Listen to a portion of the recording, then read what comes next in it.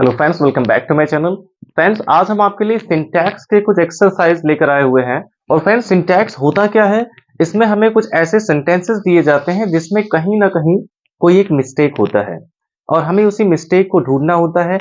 या तो ये ऑब्जेक्टिव टाइप क्वेश्चन आते हैं कि मतलब जहां पे मिस्टेक है वही वाला ऑप्शन आप टिक कर देते हैं, और या फिर इसमें पूरे सेंटेंस को ही हमें करेक्ट करके लिखना होता है। तो इस तरह से सिंटैक्स के क्वेश्चन आते हैं, इसमें हमें एरर को फाइंड आउट करना होता है।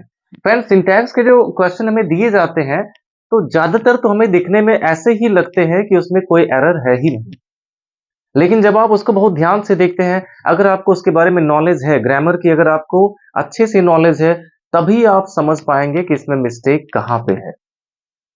तो चलिए हम देखते हैं हमारा पहला सेंटेंस, जो कि 5 शीप्स आर ग्रेजिंग, यानी कि 5 भेड़ चर रहे हैं। तो ये पहला सेंटेंस यहाँ पे दिया गया है और इसमें हमें बताना है कि इसमें एरर क्या है। तो अगर आप देखेंगे इसको, इस सेंटेंस को अगर देखें तो इसमें आपको कोई भी एरर नजर नहीं आएगा, क्योंकि यहाँ पे शीप जो है 5 है, 5 शीप्स है, तो ये प्लूरल है, और प्लूरल है तो इसमें आर का यूज किया गया है और वर्ब की आईएनजी फॉर्म है, यानी प्रेजेंट कॉन्टिन्यूअस टेंस में लिखा गया है। तो इस तरह से अगर हम इसको देखते हैं तो इसमें कोई भी एरर हमें नजर नहीं आता है। बट फ्रेंड्स, आपको याद रखना है कि कुछ ऐसे नाउन होते हैं जिसका सिंगुलर और प्लूरल वाला फॉर्म सेम होता है, उसमें एस ई एस ऐड नहीं करते हैं प्लूरल बनाने के लिए। अब ये कौन कौन से नाउन होते हैं आपको पता होना चाहिए। जैसे अगर कहीं पे डियर आ गया, डियर का मतलब हिरन, तो ये जो डियर है, अगर ये सिंगुलर होगा तब भी डियर ही लिखा जाएगा, और अगर प्लूरल होगा तब भी डियर ही लिखेंगे, उसमें एस ऐड नहीं करते हैं। तो ये डियर जो है सिंगुलर भी हो सकता है और प्लूरल भी हो सकता है, इसमें कभी भी एस ऐड नहीं किया जाता है प्लूरल बनाने के लिए। और इसी तरह से शीप भी है, S H E E P, ये शीप जो है भेड़ वाला, और शीप का भी सिंगुलर और प्लूरल फॉर्म सेम होता है, इसको प्लूरल बनाने के लिए इसमें एस ऐड नहीं किया जाता है। और इसके अलावा जो फिश होता है, फिश का भी कभी फिशेस नहीं लिखते हैं, चाहे वो सिंगुलर हो चाहे प्लूरल हो, उसको फिश ही लिखा जाता है। अगर वहां पे ढेर सारी मछलियों की वैरायटी की बात हो रही है तब हम वहां पे फिशेस कर सकते हैं, बट मोस्टली ये सिंगुलर और प्लूरल दोनों फिश ही लिखा जाता है। तो ये सभी नाउन आपको याद रखना है कि इसको बहुवचन बनाने के लिए इसमें एस या ई एस ऐड नहीं किया जाता है। तो इसको करेक्ट करने के लिए हमें क्या करना होगा, यहाँ पे जो शीप में एस लगा हुआ है इसी को हमें केवल हटा देना है, तो सेंटेंस हमारा करेक्ट हो जाएगा। और अगर ये ऑब्जेक्टिव टाइप दिया होगा तो जहां पे शीप्स लिखा होगा उसी ऑप्शन को हमें टिक कर देना है, यानी वहीं पे मिस्टेक है। तो आपको याद रखना है कि डियर, शीप, फिश, ये सब ऐसे नाउन है जिसका सिंगुलर और प्लूरल दोनों सेम होता है, उसमें एस ई एस ऐड नहीं होता है। अब अगला एग्जाम्पल हमारा है कि if he will come I shall teach him. सबसे पहले आपको जो सेंटेंस दिया गया, पहले आप उसका सेंस निकालने की कोशिश करिए कि इफ ही विल कम यानी यदि वह आएगा, क्योंकि यहाँ पे विल लगा हुआ है, गा की आना चाहिए। आई शैल टीच हिम, मैं उसे पढ़ाऊंगा, यदि वह आएगा तो मैं उसे पढ़ाऊंगा। तो इस सेंटेंस में अगर हम देखें दोनों में गा की आ रहा है, इसलिए दोनों में विल शैल का यूज किया गया है, तो ये सेंटेंस भी आपको देखने में बिल्कुल करेक्ट लगेगा। बट सीक्वेंस ऑफ टेंस का जो रूल है कि अगर एक ही सेंटेंस में दो क्लॉज फ्यूचर के हैं, सेंटेंस एक ही हो उसमें दो क्लॉज हो और दोनों फ्यूचर में हो, तो उसमें उसका नियम क्या है कि जो हमारा डिपेंडेंट क्लॉज होता है उसको हम प्रेजेंट इंडेफिनिट के रूल से बनाते हैं, और जो इनडिपेंडेंट क्लॉज होता है उसको हम फ्यूचर इंडेफिनिट के रूल से बना सकते हैं। तो यानी कि जिस डिपेंडेंट इंडिपेंडेंट क्लॉज आपको पता ही होगा कि जो क्लॉज अपने अर्थ को कंप्लीट करने के लिए दूसरे क्लॉज पे डिपेंड होता है उसको डिपेंडेंट क्लॉज कहते हैं, और जिसका अपने आप में पूरा अर्थ होता है जो किसी पे डिपेंड ना हो वो होता है इनडिपेंडेंट क्लॉज। अब जैसे देखिए, यदि तुम आओगे, तो ये आधा अधूरा सा लग रहा है और ये अपने सेंस को कंप्लीट करने के लिए दूसरे क्लॉज पर डिपेंड है, यानी कि ये जो पोर्शन है ये है डिपेंडेंट क्लॉज। और आई शैल टीच हिम, मैं उसे पढ़ाऊंगा, इसमें पूरी बात हमें समझ में आ रही है, यानी कि यह है इनडिपेंडेंट क्लॉज। तो ये वाला तो फ्यूचर में रहेगा ही, हमें इसको करेक्ट करने के लिए क्या करना है, जो डिपेंडेंट वाला क्लॉज है उसको प्रेजेंट इंडेफिनिट के रूल से लिखना होगा, क्योंकि ये नियम है कि अगर एक ही सेंटेंस में दो क्लॉज फ्यूचर के हैं तो डिपेंडेंट वाला जो है वो प्रेजेंट इंडेफिनिट और इनडिपेंडेंट वाला फ्यूचर इंडेफिनिट के रूल से लिखा जाता है। तो यहाँ पे एरर यही था, इसमें से आपको विल को हटाना होगा। इसको करेक्ट करने के लिए हम क्या करेंगे, इफ ही, और देखिए जब विल को हटाएंगे, इसको प्रेजेंट इंडेफिनिट के रूल से बनाना है, तो इसमें जो वर्ब कम है, अब क्योंकि इसमें जो सब्जेक्ट है वो ही है, यानी कि थर्ड पर्सन सिंगुलर है, तो इसके वर्ब में एस भी आ जाएगा, इफ ही कम्स। और दूसरा वाला जो क्लॉज है फ्यूचर में है, तो इसको ऐसे ही लिखना है, आई शैल टीच हिम। तो इस तरह से हम इसको करेक्ट कर सकते हैं। तो आपको देखना होगा कि अगर दोनों क्लॉज फ्यूचर में है, तो जो डिपेंडेंट वाला है उसको प्रेजेंट इंडेफिनिट के रूल से, और इनडिपेंडेंट क्लॉज को फ्यूचर इंडेफिनिट के रूल से लिखा जाता है। अब देखते हैं अगला sentence, I am tired in doing this, यानी कि मैं ऐसा करते करते थक गया हूं या फिर ऊब गया हूं। तो टायर्ड का मतलब थकना तो होता ही है, और साथ ही साथ ऊबना भी होता है। अब जैसे मान लीजिए आपका जो फोन है वो बार बार लैग करता है, हैंग करता है, तो आप कहेंगे कि मैं इस फोन से तंग आ गया हूं। तो इस बात को आप इंग्लिश में कह सकते हैं कि I am tired of this phone. मान लीजिए आपकी जो साइकिल है बार बार चेन उतर जा रही है, तो उसके लिए भी कहते हैं कि मैं इस साइकिल से तंग आ गया हूं, तो कहेंगे I am tired of this cycle. तो इस तरह से जब ऊबना या तंग आने की जब बात होती है और वो उसके लिए टायर्ड आया हो, तो टायर्ड के साथ आप नोटिस कर रहे होंगे इसके साथ ऑफ का यूज होगा, टायर्ड ऑफ। तो आपको याद रखना है कि जब भी ऊबना वाले सेंस में टायर्ड का यूज हुआ हो, तो उसके साथ हमेशा प्रेपोजिशन ऑफ का यूज होगा। यहाँ पे इन नहीं होना चाहिए बल्कि ऑफ होना चाहिए। तो करेक्ट सेंटेंस होगा कि I am tired of doing this. अब क्योंकि ऑफ यहाँ पे एक प्रेपोजिशन है, और किसी भी प्रेपोजिशन के बाद अगर कोई वर्ब आता है तो हमेशा आईएनजी फॉर्म में आता है, और इसमें आईएनजी लगा हुआ है, तो इसमें कोई दिक्कत नहीं है, यहाँ पे जिरंट है।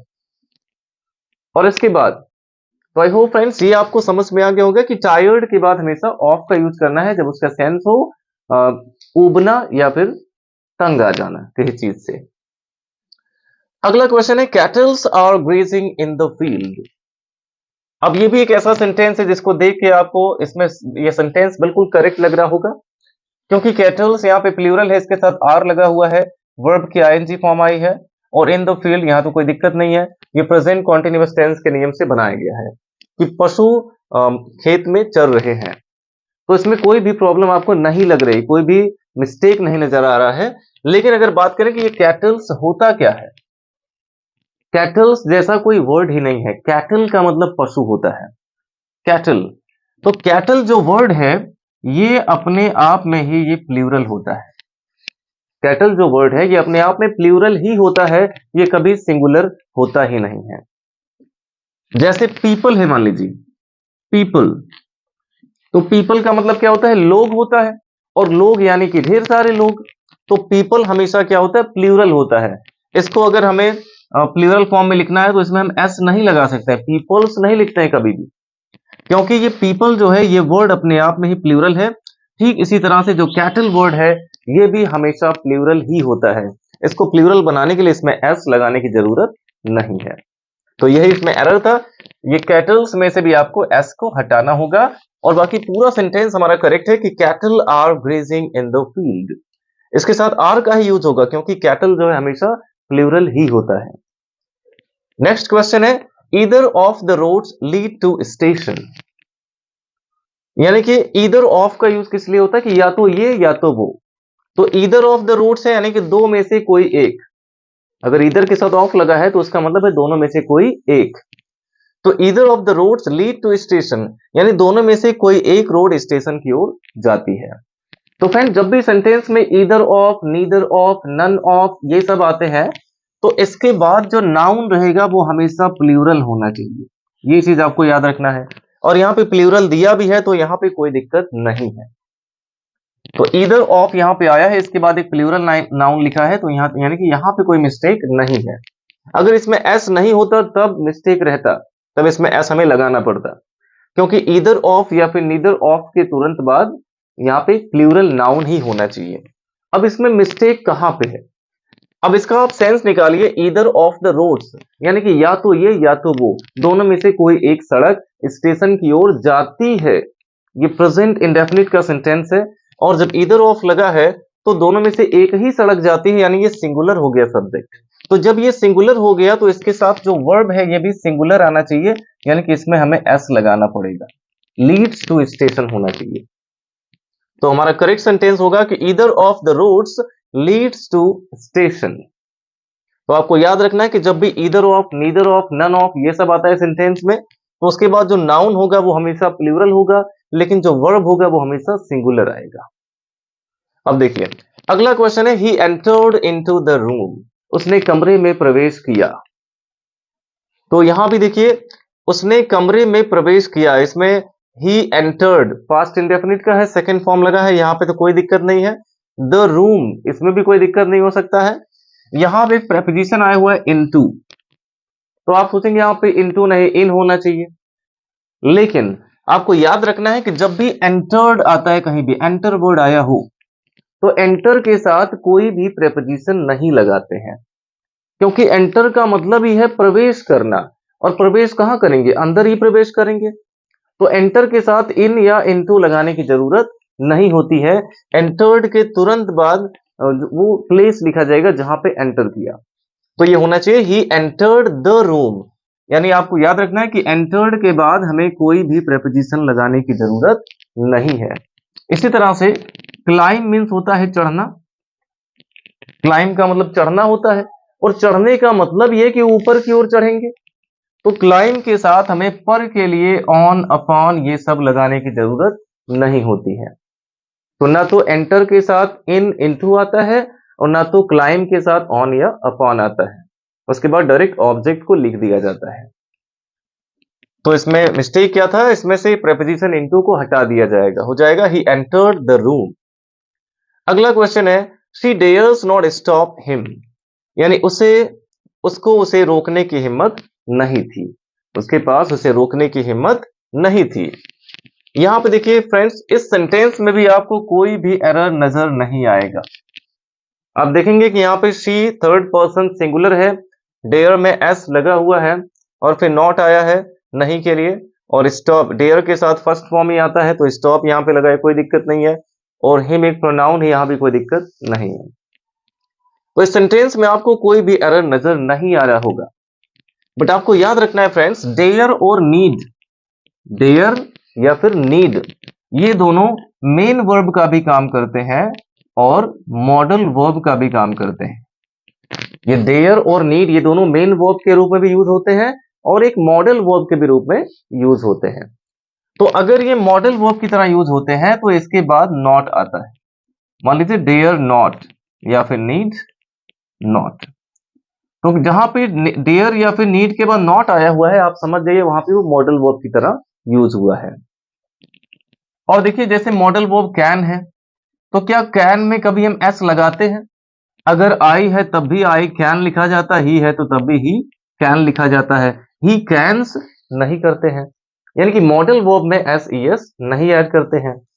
तो यहां पे देखिए डेयर के साथ नॉट आया हुआ है, तो यानी कि एक मॉडल वर्ब की तरह यूज हुआ है, और तब इसमें एस ई एस नहीं आएगा, हो जाएगा she dare not stop him. तो जब भी नीड या डेयर के बाद नॉट भी आया हो तब उसमें हम एस ऐड नहीं कर सकते हैं। अब देखिए अगला क्वेश्चन है, I wish I was the prime minister of India, यानी काश मैं भारत का प्राइम मिनिस्टर होता। अब यहां पे केवल इमेजिनेशन किया गया है, केवल एक कल्पना किया गया है, अपनी इच्छा बताई गई है कि काश मैं भारत का प्रधानमंत्री होता। तो इस तरह के जब सेंटेंस होते हैं फ्रेंड्स, तो आपको याद रखना है कि इसमें हम वॉज का नहीं बल्कि वर का यूज करते हैं। जब भी केवल एक इमेजिनेशन मात्र होगा, ऐसा कुछ होने नहीं वाला है, तो वहां पे हम आई हो, ही हो, सी हो, सबके साथ वर का ही यूज करते हैं, वॉज का यूज नहीं होता है।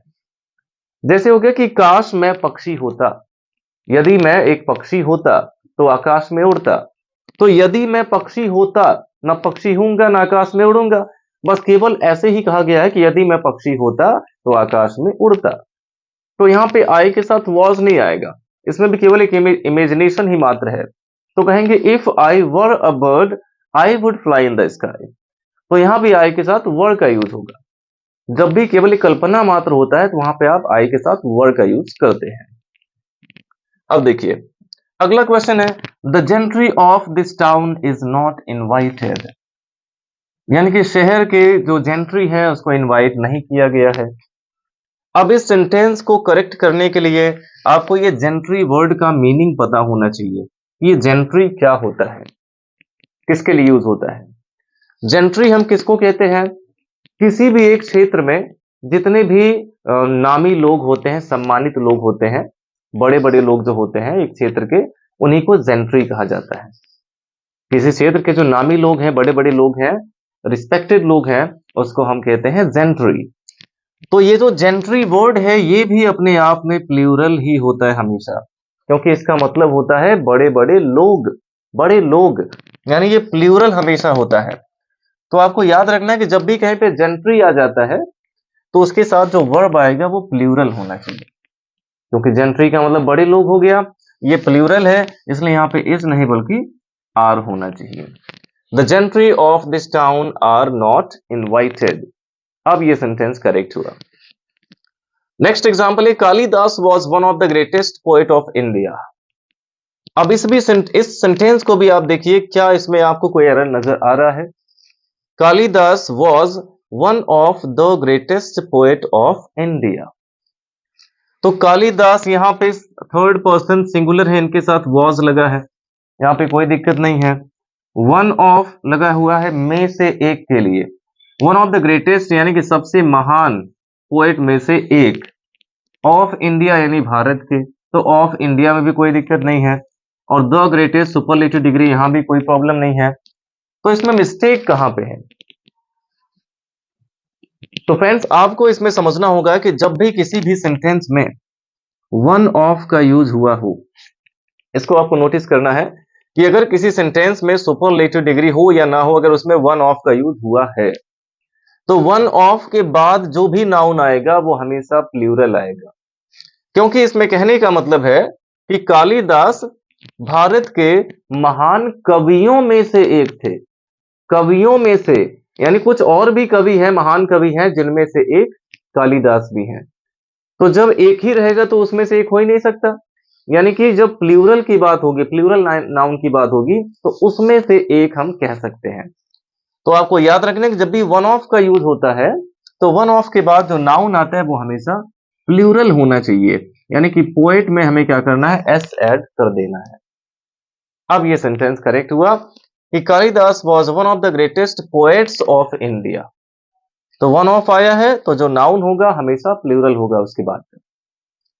अगला क्वेश्चन है, Ram's brothers car has been stolen, यानी राम के भाई की कार चोरी हो गई है। अब इस सेंटेंस में क्या एरर हो सकता है, इसमें का की के लिए देखिए एपोस्ट्रोफी एस का यूज किया गया है, और एपोस्ट्रोफी एस का यूज करने का नियम क्या है। सबसे पहले तो हमें यह याद रखना होगा कि एपोस्ट्रोफी एस हमेशा किसी पर्सन के साथ ही यूज किया जा सकता है, किसी व्यक्ति के साथ ही। अगर कोई वस्तु है तो वहां पे हम एपोस्ट्रोफी एस का यूज नहीं कर सकते हैं का की के लिए। जैसे हो गया कि मेरे पेन की निब टूट गई है, तो मेरे पेन की निब, माई पेन्स निब अगर हम लिख देते हैं तो पेन निर्जीव है, इसके साथ एपोस्ट्रोफी एस लगा है, तो ये गलत है। एपोस्ट्रोफी एस का यूज केवल एक पर्सन के साथ हो सकता है, व्यक्ति के साथ, जो एक इंसान होना चाहिए। जैसे राम है तो राम्स हो गया, ब्रदर है ब्रदर्स हो गया, तो ऐसा हम कर सकते हैं। बट निर्जीव चीज के साथ हम एपोस्ट्रोफी एस का यूज नहीं कर सकते हैं। तो लेकिन यहाँ पे तो राम भी यहाँ पे एक पर्सन है और ब्रदर भी एक पर्सन है, इसमें एपोस्ट्रोफी एस लगा हुआ है, फिर भी इसमें मिस्टेक है, क्योंकि एपोस्ट्रोफी एस जो है लगातार दो बार यूज नहीं हो सकता है। इसका एक नियम यह भी है कि एपोस्ट्रोफी एस का यूज हम का की के लिए लगातार दो बार नहीं कर सकते हैं। तो इसीलिए यहाँ पे ये सेंटेंस हमारा गलत है। इसको हम सही कैसे कर सकते हैं, सबसे पहले हमें यहां से स्टार्टिंग करना होगा, जो नाउन है इसको हमें सबसे पहले लिखना होगा कि द कार, यहाँ पे आएगा द कार, फिर ऑफ का यूज करेंगे। भाई का के आने पर या तो ऑफ लगाते हैं या फिर एपोस्ट्रोफी एस लगाते हैं। अगर लगातार दो बार एपोस्ट्रोफी आ रहा है तो हमें एक बार ऑफ का यूज करना होगा और एक बार एपोस्ट्रोफी एस का यूज करना होगा। तो हम क्या करेंगे, the car of Ram's brother, the car of Ram's brother, और इसके बाद हम लिख सकते हैं has been stolen, has been stolen. अब देखिए ब्रदर में से एपोस्ट्रोफी ये सब हट गया है, उसकी जगह पे यहाँ पे ऑफ आ गया है, the car of Ram's brother has been stolen. अब इसमें एक ही बार एपॉस्ट्रोफी एस का यूज हुआ है, यानी कि अब ये सेंटेंस हमारा करेक्ट है। अब देखिए अगला क्वेश्चन है, I prefer a pen than a pencil. तो प्रीफर का मतलब होता है अधिक पसंद करना, किसी एक चीज से अधिक किसी दूसरी चीज को पसंद करना। अब जैसे कहना हो कि मुझे कॉफी से अधिक चाय पसंद है, यानी कि I prefer tea to coffee. तो जब एक चीज से अधिक कोई दूसरी चीज पसंद होती है तो वहां पे हम प्रीफर का यूज करते हैं। और प्रीफर का यूज अगर कहीं पे हुआ है तो उसके साथ देन लगा के आपको क्वेश्चन दिया जाता है। लेकिन आपको याद ये रखना है कि जब भी कहीं प्रीफर आया हुआ हो तो उसके साथ हम टू का यूज करते हैं, देन का नहीं। तो यहां से हमें देन को हटाना होगा और इसकी जगह पे टू का यूज करना होगा। I prefer a pen to a pencil. अब चाहे ये प्रीफर आ सकता है या फिर प्रिफरेबल भी करके आ सकता है। प्रीफर से ही बना हुआ ये वर्ड है प्रिफरेबल, इस तरह से भी लिख के आ सकता है प्रिफरेबल। जैसे हो गया death is preferable than dishonour. तो यहां पे हम देन नहीं बल्कि टू का यूज करेंगे। यहां भी चाहे प्रीफर आया हो चाहे प्रिफरेबल आया हो तो इसके साथ हम देन का यूज नहीं करते बल्कि टू का यूज करते हैं। और इससे रिलेटेड क्वेश्चन अक्सर एग्जाम में आते हैं। अब देखिए अगला क्वेश्चन है, one should respect his parents. यानी एक व्यक्ति को अपने मम्मी पापा की रिस्पेक्ट करनी चाहिए। तो one should respect his parents, ये भी सेंटेंस आपको सही लग रहा होगा। बट यहां पे देखिए फ्रेंड्स, इसमें जब सुझाव दिया गया है तो शुड का यूज तो होगा ही, और शुड एक मॉडल वर्ब इसके साथ फर्स्ट फॉर्म ही आता है तो फर्स्ट फॉर्म लगा है, यहां भी दिक्कत नहीं है। और वन हमारा सब्जेक्ट है और पेरेंट्स तो सही लिखा गया है, पेरेंट्स यानी मम्मी पापा, इसमें दिक्कत नहीं है। बट यहां पे जो प्रोनाउन हिज आया हुआ है और किसके लिए आया है, अपना के लिए। एक व्यक्ति को अपने मम्मी पापा की रिस्पेक्ट करनी चाहिए, तो अपने के लिए यहां पे हिज का यूज किया गया है। और जैसा कि आपको बताया गया है कि अपने की अंग्रेजी जो है हमेशा सब्जेक्ट के अकॉर्डिंग लिखी जाती है। अगर सब्जेक्ट आई होता है तो अपने की अंग्रेजी माई लिखते हैं, यू होता है तो योर लिखते हैं, शी के साथ हर, दे के साथ दियर, यू के साथ योर, वी के साथ आवर। इस तरह से पॉजेसिव केस उसका लिखा जाता है अपना के लिए। तो अगर यहाँ पे ही होता तो हिज यहाँ पे सही रहता, बट यहाँ पे वन है और जब भी सब्जेक्ट वन होगा तो वन का पॉजेसिव केस वंस होता है, वन में ही अपॉस्ट्रोफी एस लगा दिया जाता है। तो इसमें से हमें हिज को हटाना होगा और उसके जगह पे वंस लगाना होगा। One should respect one's parents. तो आप याद रखिएगा कि जब भी सब्जेक्ट वन हो तो उसके साथ पॉजेसिव केस वंस आता है, हिज नहीं आता है। अब अगला क्वेश्चन है, I am more taller than you.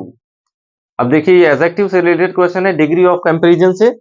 I am more taller than you यानी कि मैं तुमसे अधिक लंबा हूं। तो यहां पे ये कंपैरेटिव डिग्री है तो इसके साथ देन लगा हुआ है, यहां पे हमें कोई दिक्कत नहीं लग रहा है। तो क्या मिस्टेक इसमें हो सकता है, देखिए यहां पे मोर का भी यूज हो गया है और टॉल में ई आर भी लगा है। कंपैरेटिव डिग्री बनाने का नियम क्या है कि एडजेक्टिव में ई आर ऐड कर दिया जाता है। अगर उसमें एक सिलेबल है तो ई आर लगाएंगे, एक से ज्यादा सिलेबल है तो उसके पहले मोर का यूज करेंगे। बट दोनों एक साथ हम नहीं यूज कर सकते हैं, चाहे ई आर ही लगता है चाहे उसके पहले मोर ही लगता है। और इसमें देखिए मोर भी आ गया है और टॉलर भी आ गया है, तो यानी कि यहां पे एरर है। हम क्या करेंगे, इसमें से मोर को हमें हटाना होगा, क्योंकि टॉल में एक ही सिलेबल है, उसका कंपैरेटिव टॉलर ही होगा, तो यहां पे मोर की जरूरत नहीं है। तो इस तरह से हमें केवल मोर को हटा देना है। I am taller than you, ये सेंटेंस करेक्ट है। अब देखिए लास्ट एग्जांपल हमारा है, ही एंजॉयड इन द पार्टी। उसने पार्टी में एंजॉय किया। तो इसका भी अगर हम सेंस निकालते हैं तो ये भी सेंटेंस हमें बिल्कुल करेक्ट ही लग रहा है। लेकिन इसमें जो एंजॉय वर्ब है, एंजॉय ये जो वर्ब है ये एक ट्रांजिटिव वर्ब है। तो एंजॉय के साथ सीधे हम ऑब्जेक्ट लिखते हैं, बीच में किसी भी प्रीपोजिशन का यूज नहीं करते हैं। उसने पार्टी में एंजॉय नहीं किया, पार्टी को एंजॉय किया, तो ये हो जाएगा ही एंजॉयड द पार्टी। एंजॉय के साथ हम कोई भी प्रीपोजिशन यूज नहीं करते हैं। जैसे मान लीजिए खाना बहुत अच्छा था तो कह सकते हैं कि we enjoyed the food, we enjoyed the food. मान लीजिए आइसक्रीम बहुत अच्छी थी तो कह सकते हैं वी एंजॉयड द आइसक्रीम। तो जिस चीज को हमने एंजॉय किया उसको डायरेक्ट हम एंजॉय के बाद लिख सकते हैं, उसमें बीच में कोई भी प्रेपोजिशन नहीं आता है। तो ये यहाँ पे एरर था, इसमें से हमें इन को हटाना होगा। तो आई होप फ्रेंड्स ये सभी क्वेश्चंस में जो मिस्टेक्स थे और जिस तरह से आपको समझाया गया, ये सभी चीजें आपको अच्छे से समझ में आई होंगी। और अब इस तरह का अगर कोई भी सेंटेंस आपको मिल जाता है तो आप उसको करेक्ट कर लेंगे। तो वीडियो अच्छा लगा हो तो लाइक करिएगा, और अगर आप ऐसे ही और ग्रामर के वीडियोस देखना चाहते हैं तो हमारे चैनल को सब्सक्राइब जरूर करें और अपने सभी फ्रेंड्स के साथ शेयर करें।